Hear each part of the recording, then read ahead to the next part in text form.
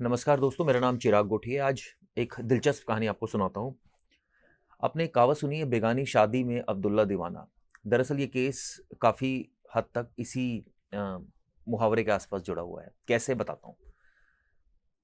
Delhi police की एक elite unit है, स्पेशल सेल।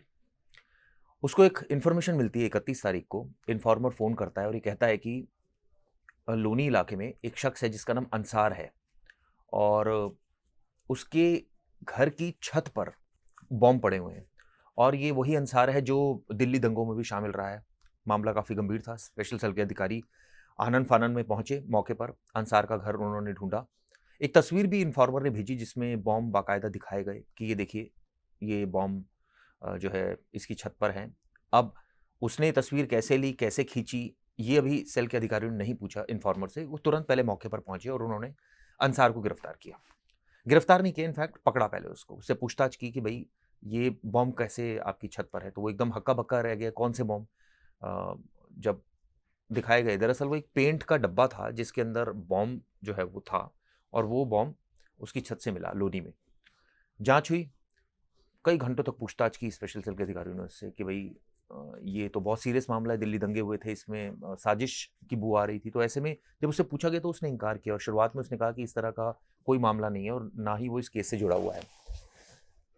स्पेशल सेल के साथ-साथ रॉ के अधिकारियों ने भी पूछताछ की उससे और कहा इसके अलावा दूसरी एजेंसीज़ ने भी पूछताछ की, लेकिन कोई सटीक उसने हर बार वो यही बोल रहा था कि मैं अपने बच्चों की कसम खा रहा हूँ, मैं इसमें इन्वॉल्व नहीं हूँ, मेरा कोई मतलब नहीं है। तो उससे पूछा कि जब आपका मतलब नहीं है तो आपकी छत पर कैसे है? उसके घर की बनावट देखी स्पेशल सेल के अधिकारियों ने, आस-पास भी कोई घर नहीं, तो फिर ये सवाल उठता कि आखिर कैसे उसकी छत तक कोई चीज़ पहुँच सकती है? तो ऑब्वियसली कोई घर में ही रहा होगा, वही छत पे छिपाया होगा उसने। उससे पूछा कि अच्छा चलो अगर आपका रोल नहीं है, क्योंकि हर बार वो एक ही बात बोले जा रहा था, तो फिर किसका रोल हो सकता है? तो उसने कहा मुझे नहीं पता किसका रोल हो सकता है। उससे पूछा कि 1 साल पहले बताइए क्या-क्या आपके साथ हुआ था? तो उसने बताया कि 1 साल पहले कभी उसकी अलवी नाम का एक शख्स था जिससे उसका झगड़ा हुआ था, पंचायत बैठी थी। तो अ अ, क्या उसका रोल हो सकता है? सेल के अधिकारियों ने पूछा। तो भी उसने कोई सटीक बात नहीं बोली। उसने कहा नहीं मुझे नहीं पता कि क्या इसका रोल है, नहीं है। तो उससे पूछा गया क्या एग्ज़ैक्ट मामला था? तो बहुत परेशान हुई सेल के अधिकारी कि ये मानने को तैयार नहीं है, इसके घर से मिला है और अगर किसी शख्स को इतना पीटा जाए या तो ऑब्वियसली वो मान ही लेता है कहीं न कहीं, किसी न किसी लेवल पर पुलिस के सामने टूट ही जाता है, लेकिन ये टूटने को तैयार नहीं था।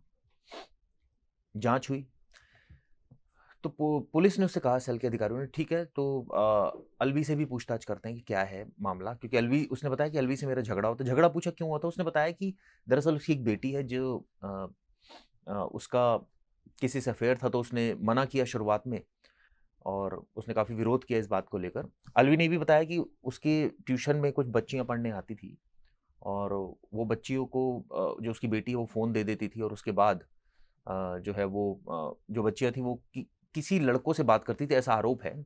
और बाद में उनके पेरेंट्स को पता लगा बच्चियों के, तो वो आई और उन्होंने अलवी से झगड़ा किया कि आपकी बेटी है, क्या कर रही है, अपना फ़ोन क्यों देती है? तो इस बात को लेकर काफ़ी विवाद हुआ। वहीं से गुज़र रहे थे अंसार मियाँ। जब उन्होंने देखा कि ये क्या मामला है भई, तो उन्होंने बोला कि नहीं, नहीं, इस पे तो पंचायत होनी चाहिए, ये तो माहौल ख़राब हो रहा है और इससे तो कम्युनिटी बदनाम होती है। तो पंचायत हुई और पंचायत में बाकायदा अलवी ने इसके लिए माफ़ी माँगी कि मुझे माफ़ कर दिया जाए। अगर ये गलती हो गई है, मैं अपनी बेटी को भी समझाऊँगा। कहानी यहीं ख़त्म नहीं होती। अब सवाल ये है कि ठीक है, ये मामला आया गया हो गया, बात ख़त्म हो गई। तो आखिर फिर जो रोल है वो उसके जो बॉम्ब आए वो कहाँ से आए? अब सवाल फिर यही बात बार-बार हुई कि ठीक है, ये तो मामला सेल के अधिकारियों ने पूरी कहानी सुनी है, तो खत्म हो गया था, तो क्या इसका रोल हो सकता है? उसने कहा नहीं, कभी ये भी जाँच में बात सामने आई कि कभी अंसार के बेटे के पास एक हथियार था। उससे पूछा कि भई हथियार कहाँ से आया था? उसने कहा मेरे दोस्त देकर गया था, लेकिन मैंने वापस कर दिया था, मेरा कोई इससे मतलब नहीं है। अब समझ नहीं आ रहा था सेल के अधिकारियों को कि ये कहानी उसकी भी बता रहा है अलवी की, और अलवी वो बात आई गई हो गई, तो क्या? फिर अलवी से सख्ती से पूछताछ की तो उसने चौंकाने वाली बात बताई। उसने कहा कि उसी ने सारे बॉम्ब रखे थे। क्यों? सिर्फ़ इस वजह से क्योंकि उसको बेइज़्ज़ती महसूस हुई, उसने इस तरह से उसको जो ह्यूमिलिएट किया। यानी एक तरह से कहा जाए कि अंसार मियाँ को ये कहना, पंचायत बुलाना भारी पड़ गया और इसका बदला लेने की नीयत से अलवी ने जो है वो रात के समय 31 तारीख से पहले, जुलाई से पहले वो रात के वक़्त आया। उसने बाँस में एक जो है वो नीलगाय कभी भगाता था तो उसके लिए पटाखों का इस्तेमाल करता था। वो पटाखे बनाना वो जानता था, उसने बनाए। उसके बाद वो जो बॉम्ब थे, एक्सप्लोसिव्स थे, वो उसने उसकी छत पर उसके घर के नीचे आया, बाँस पे बाँधे और उसके बाद वो उसकी छत तक पहुंचा दिए, और उसके बाद किसी इन्फॉर्मर को बता दिया, अपने जानकार को, कि उसके यहाँ तो बम पड़े हैं, और उसने सेल के अधिकारी को बता दिया, और फिर ये पूरा मामला सामने आया। तो आपने देखा किस तरह से एक शख्स ने फंसाने की कोशिश की अंसार को। हालांकि बाद में सेल के अधिकारियों ने चूंकि बहुत गहनता से पूछताछ की, और ये कि एक फाइन इन्वेस्टिगेशन की है दिल्ली पुलिस की स्पेशल सेल ने, इसमें तारीफ की जानी चाहिए कि अगर थोड़ी ही गलती होती तो वो अरेस्ट किया जा सकता था इस मामले में, उसका जीवन खराब हो सकता था। लेकिन पुलिस ने सारे फैक्ट्स को इसमें रिकॉग्नाइज किया।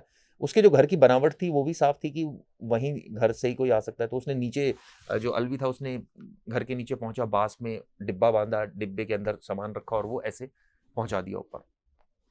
लेकिन जब जांच हुई तो सारी चीज़ें अब क्लियर हो गई हैं। अब इस मामले में उसके खिलाफ कानूनी कार्रवाई की जा रही है। अलवी के खिलाफ बाकायदा मुकदमा दर्ज किया। स्पेशल सेल के अधिकारियों ने ही कंप्लेंट दी है, जिसमें उसने कहा है कि इस तरह से उन्होंने जब जांच की तो ये सब चीज़ें पाई।